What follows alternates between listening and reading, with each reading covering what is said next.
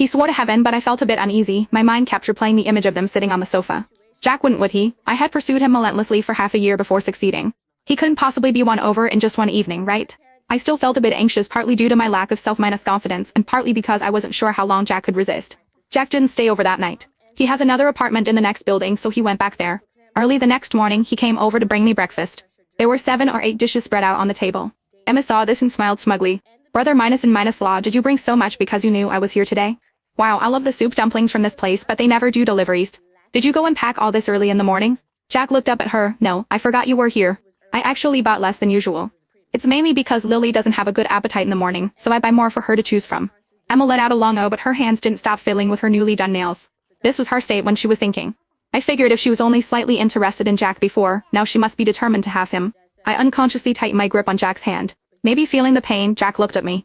I hurriedly apologized and left the table. In the evening when I got off work, they were again sitting on opposite ends of the sofa.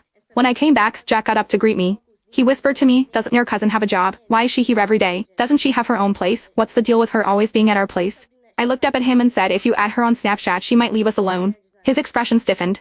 After a moment he said, I just added her. She said she'd go home tomorrow if I did. I just said oh and went into the bedroom. Jack followed me in, hugging me and asking if I was angry. I just don't want to see her every day. I added her, but I can block her, you know. Look, I've already set her to do not disturb. As he spoke, he took out his phone and held it up to my face, trying to prove his innocence. I didn't say anything, but my disappointment must have been obvious because Jack held my hand and comforted me for a long time. At dinner, he kept trying to make conversation with me and piled food onto my plate. Emma saw this and just smiled. Our Jack is very attentive, isn't he? Jack ignored her. He was focused on discussing with me about the store layout problem for a direct minus sales brand he was working on. Emma deliberately made a noise at the dinner table to get our attention. When we looked at her, she smiled and said, oh my, you're talking about something I'm good at. I got a bit excited. She turned to Jack, who looked confused, and said, my ex-husband has a direct minus sales brand and that's doing quite well. He has many channels that he could share with me. For Lily's sake, I could help you out. Then she went on to introduce the brand in detail. I could see that Jack was very tempted. He looked at me hesitantly, then at Emma, and asked, if it's your ex-husband's, wouldn't it be inconvenient? What's inconvenient about it? A little pillow talk and everything's solved, right? Just wait for my message. This time, Jack didn't refuse. I knew his do not disturb setting for her would soon be turned off. Sure enough, after entering the room he said to me, your cousin Emma is very generous and straightforward. I just looked up at him once, my eyes half red. He immediately came over to comfort me. I was just saying.